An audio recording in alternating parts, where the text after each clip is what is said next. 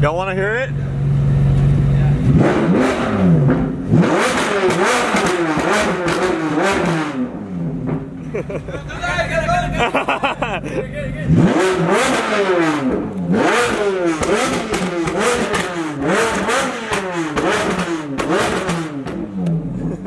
Alright, later guys.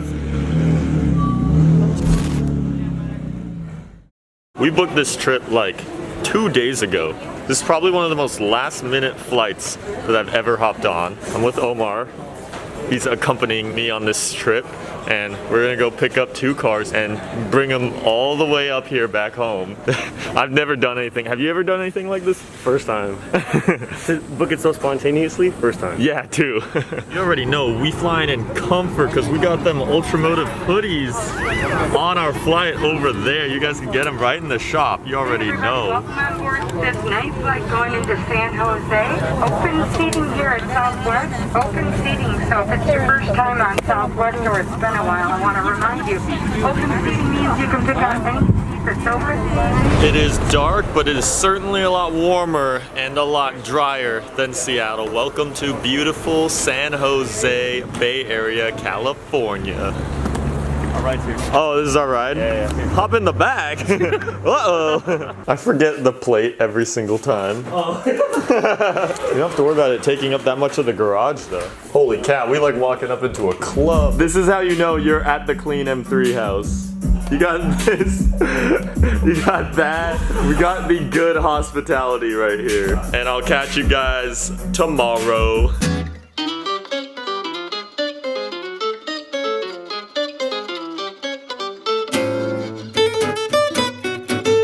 Alright, well, we've flown all the way down here. Find ourselves back here in Danny P's Man Cave garage. Yeah. These are new. I haven't seen these in person yet. Oh, that's a horsepower freak. E46. That's twin turbo. Yeah. And then you got the 2.3 EcoBoost. Yeah, 1,000 horsepower. 1,000 horsepower EcoBoost right in here. Okay, I just got given the keys to an Aventador SVJ. He opened the floodgates. I guess we gotta drive this thing, right? Someone has to. Yeah, someone has to. I'll drive it. Oh my lord. I've never had height issues in any car, surprisingly for being 6'2", and this is pushing my limit. My head is literally grazing the roofline, and the visibility, it's so hard to capture, but there is barely any of it in here. Oh, okay, we already starting out in Corsa? Wait, you gotta hit the front lift or... Yeah, you're like my co-pilot operator. I You got got all you. the buttons and switches. Like front lift, Omar, you got it? I got you. Pointing like back there, you can't see anything. There's no rear visibility. There's only mirrors. This is nuts. Oh my god. Dude, that Corsa shifts so hard. It literally needs a lot of speed too. It like struggled a lot there because I think I'm just not going fast enough for it. It's just the lack of visibility for me. This is so sleek and almost daunting. Oh.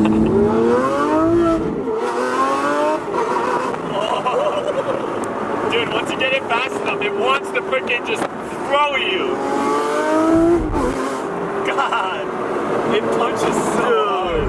Yo, do you want a Chinese fire drill? Yeah, let's do it. Okay, I'm in park. Alright.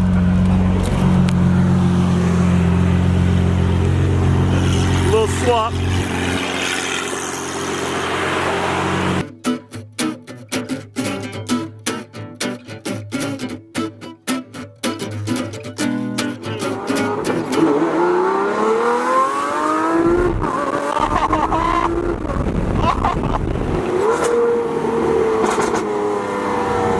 Music. B12 music.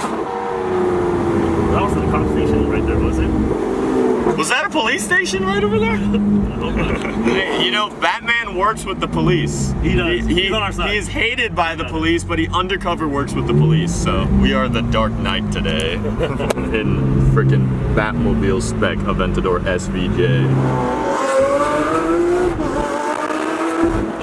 So as freaking sick as this Batmobile SVJ is. This is sadly not the main reason why we are here. Today we are here to pick up this thing. Danny P's 458 GT3 Ferrari right here in beautiful red. Literally the most special wide body kit in the world that you could put on one of these. Yes, I am in fact picking this Ferrari up, but I am baiting you guys a little bit because it is not for me. It is still for Danny, owned by Danny. We're gonna be delivering this car from here in the Bay Area, driving it all the way up to Seattle so that we could put it in the WeekFest show. Now, normally someone of Danny's status can just easily ship their car up to Seattle for the show if they wanted it in there. However, this car is simply too wide for any shipping service. It'd just be way too much of a pain for him to find any service to make that work out. So he simply hit us up and he was like, do you guys want to just drive it up there for me? And he'll just fly in and meet us there. And that is exactly what is happening. I couldn't say no. This is literally one of my dream supercars, a 458, let alone with a GT3 wide body kit on it. So put my luggage all set up in there for the trip home. You gotta pack light when this is all you're working with sometimes. So effectively, for the next several days, this Ferrari is ours. I don't think I could ever say no if someone tells me to drive their Ferrari across the entire country for them. What a freaking lineup. Unfortunately, the Batmobile is not coming with us. I wish it was, but we're gonna be parting ways with it. 10 hours, baby. 10 hours and 9 minutes to go. Good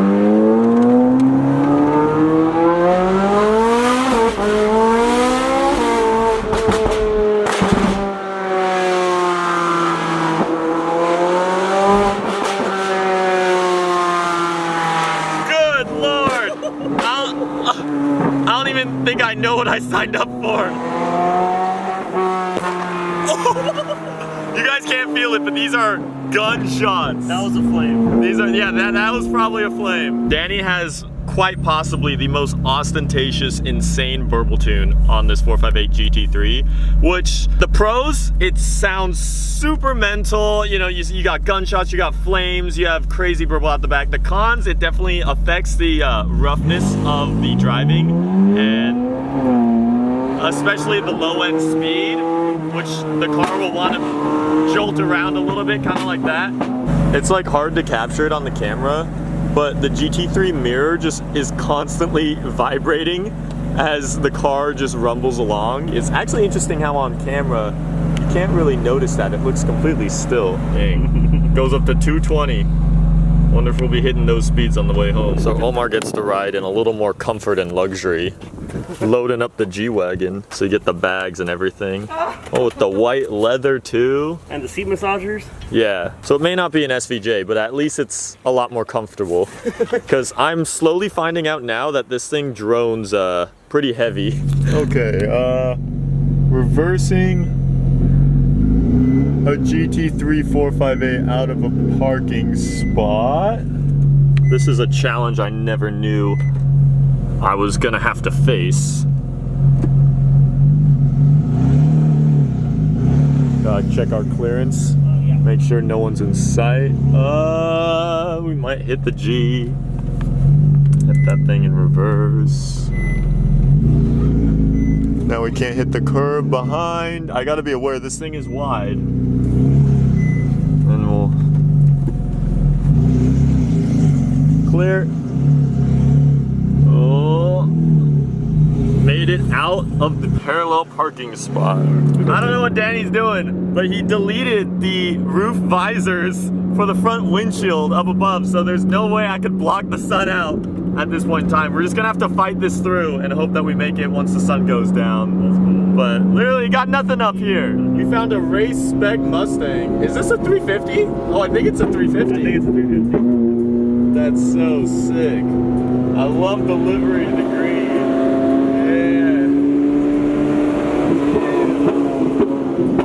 Yeah. Got my lurchy purple too. So we got two race cars. One Ferrari race car and then another Mustang race car.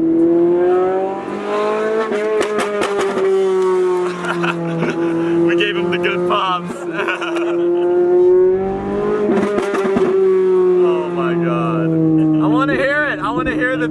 empty voodoo.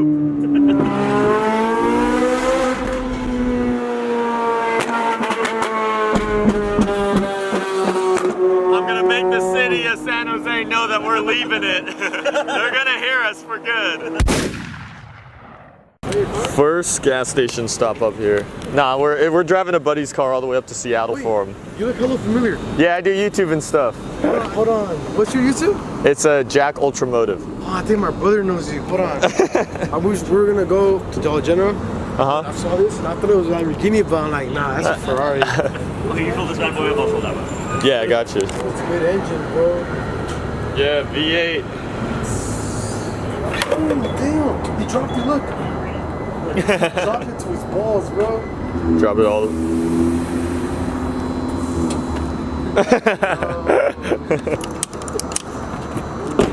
It's on one. Oh, gotcha. Oh, he doesn't. Yo, Omar, how do you... These 458s hate these things. Oh, yeah. He's like... What's the he's trick? Like you... I'm gonna like angle it from the top bottom. Yes, like that. No, still...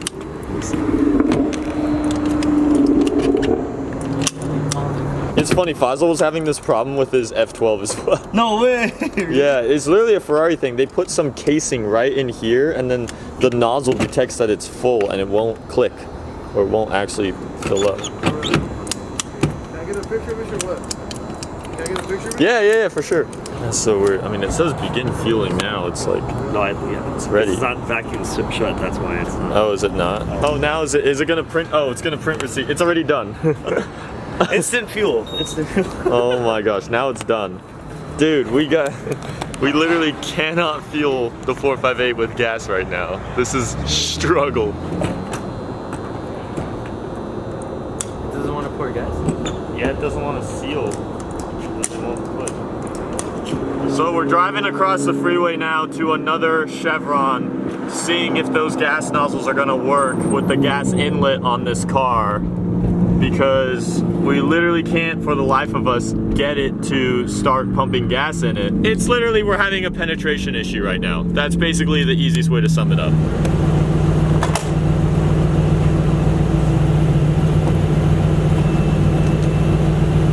Oh.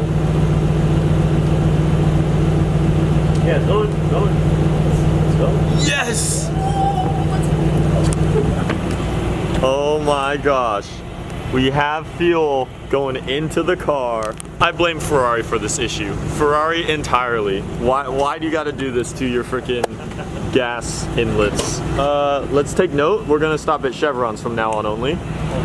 This is the place to be. We are seriously taking the GT3 wide body through the Carl's Jr.'s drive-through right now. Everything's come full circle. I've literally ridden in this car while Danny took it through a drive-through like over a year ago, and now here I am just driving it on my own. We're gonna get some chicken tendas for a long trek back to Seattle. Hi, what can I get for you?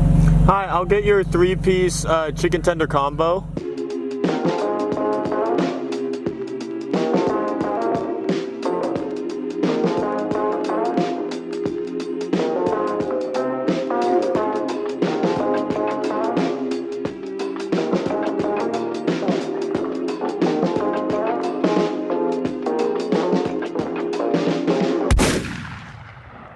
I'm getting power cuts right now in the 458.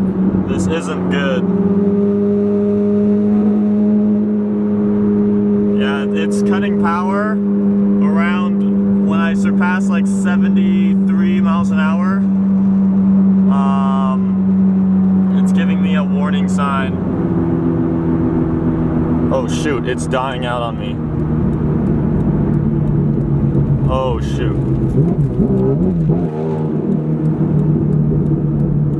Oh my god.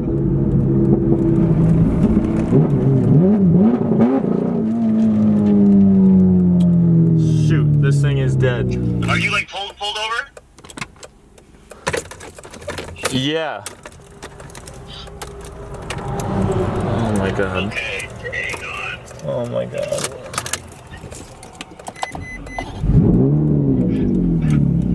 Okay, hang on. I'm trying to drive over to you guys. It's driving right now. It's driving better than it was. Okay, there you guys are.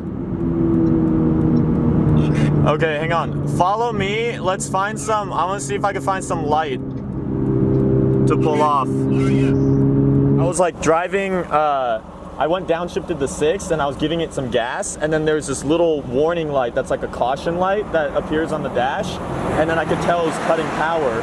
And then slowly the power limit cutting was getting lower, so from like 80, then it was like 72, and then it got really, really low, and that's where it was literally dying off, and I was forced to pull off. I was able to return it on, and then I was able to get it over here. There is a new gas station right here. Like, we just passed it back here. Oh yeah. See that? Like, yeah. This is not a good spot to pull over. Well, hopefully it's a case where I could at least limp the car somewhere. We're just gonna continue onwards because everything seems to still look normal. The car starts up and it seems to be idling fine.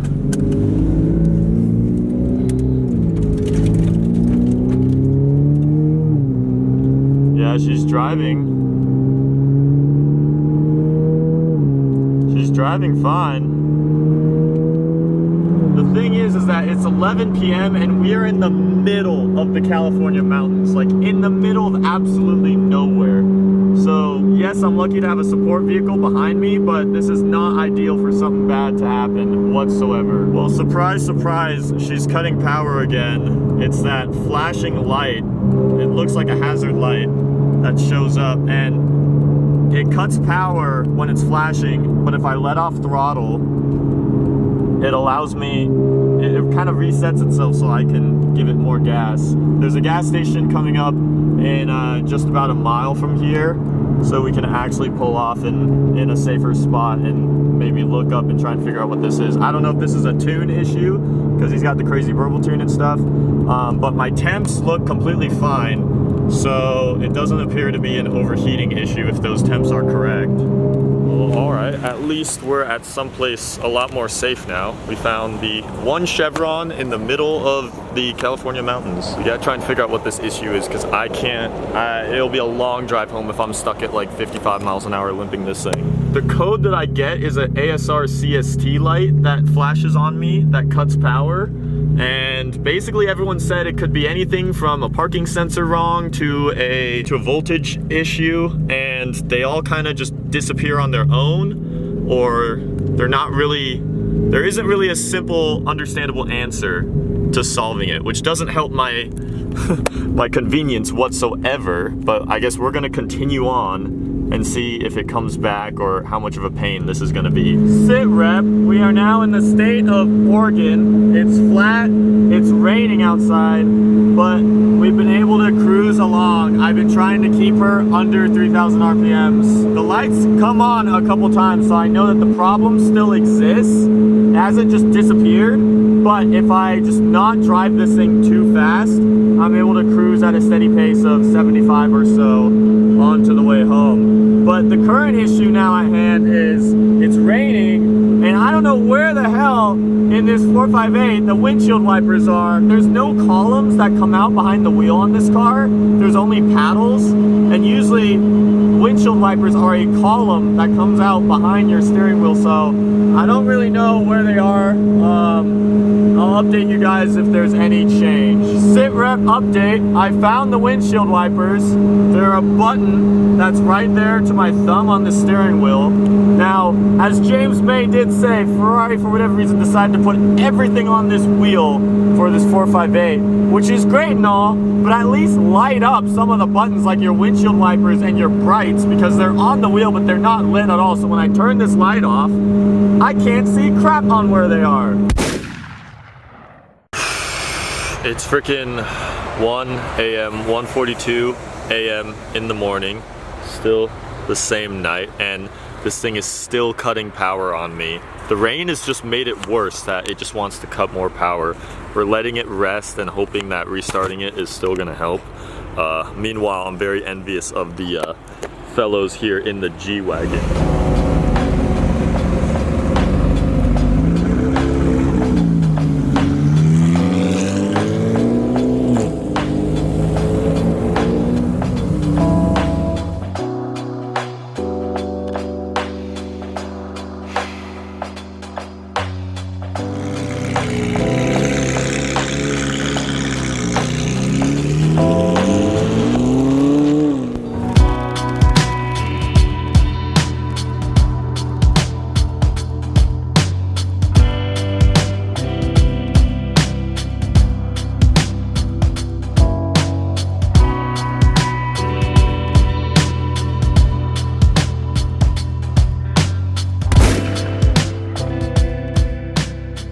may still be dark outside, but don't let that fool you from the fact that it is now 6 a.m. and we are in Portland, Oregon. We didn't even make it all the way back up to Seattle just because there's no way we could have kept on going. But we're here, we're in Portland, and this is actually one of the first times I've had cars valeted. You kind of have to do that when you're showing up in a brand new G-Wagon and a wide body 458. It's been frustrating, but it's also a champ at the same time. And she's gonna need one hell of a wash before Weekfest.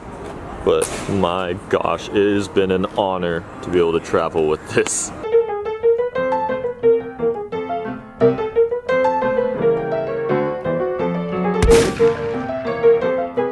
Good morning. It feels so good to have daylight out finally. And you guys join us at the Hyatt here in Portland, Oregon.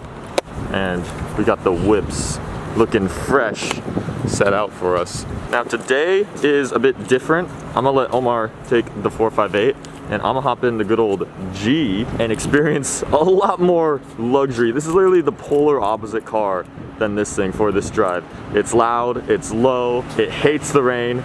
This thing tackles the rain, it's raised up. Oh, there you guys go. And it's way more luxurious and quiet than that thing. Literally stopping traffic. They're like, what is that? Can I be your chauffeur? All right, let's go, baby. I'm gonna drive it like I stole it, though. That's okay. Okay. No, I actually legitimately do. Like, Oh, I believe it. I'm old school, man. I got power, you gotta use it. Ready? Yeah. Probably hard to keep on the road wet, though, huh?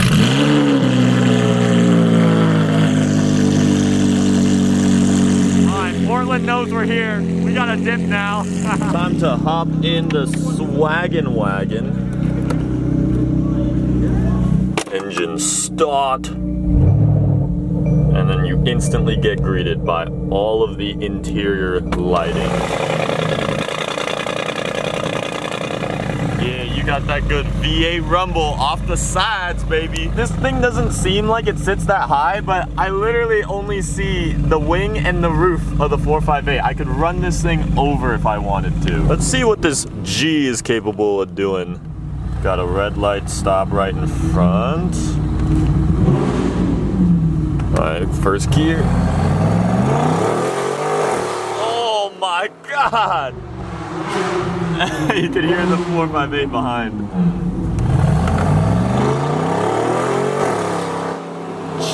Jesus! Jesus! I think this thing feels so fast just because it's literally a brick that just squats and moves at a rate of speed that it shouldn't. And I absolutely love that. But it also has a twin turbo V8, which is never slow either.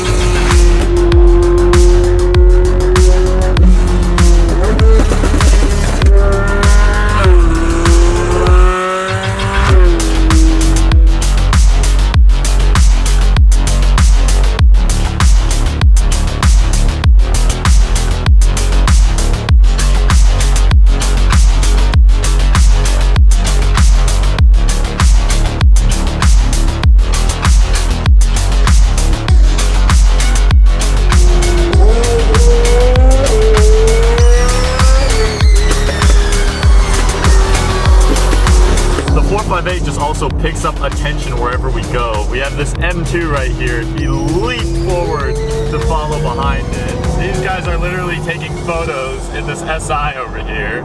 It gets attention wherever this thing goes. Oh, he's opening the door and getting the shot. I can't believe this right now. The attention is just nuts. It's something else.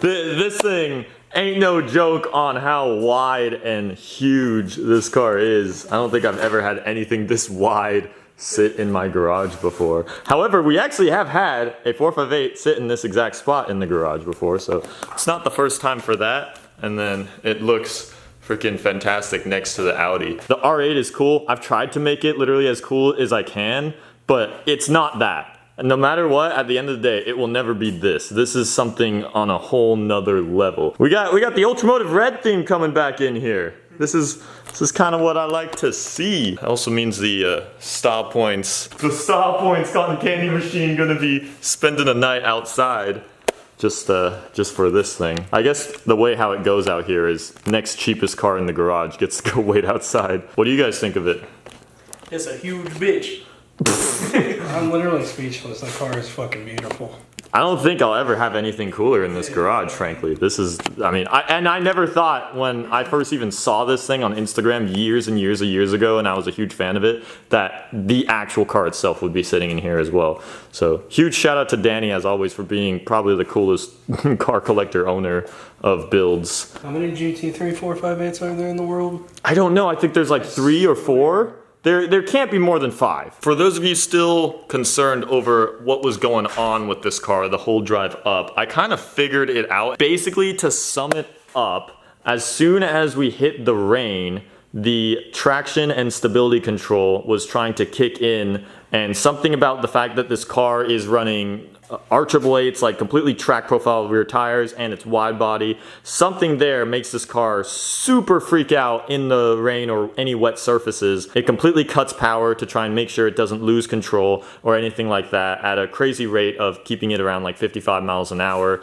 So we drove it up today. Obviously it was partly rainy for most of the part, but then it was also partly dry, and in the dry the car seems to do fine. So to summarize what seemed like a really scary thing of the car dying on me, hopefully it appears that it's just the car trying to make sure it's not gonna spin itself out, and it's trying to be really cautious over everything. It's funny because I would ask Danny if he's ran into this with rain and stuff like that, but he's probably literally never driven this car in the rain before, because this car resides in Northern California, which it rarely does so. But thankfully the car has made it here and it's still in good shape, so maybe we'll have 1 or 2 other fun videos with it while it is currently at the UltraMotive household.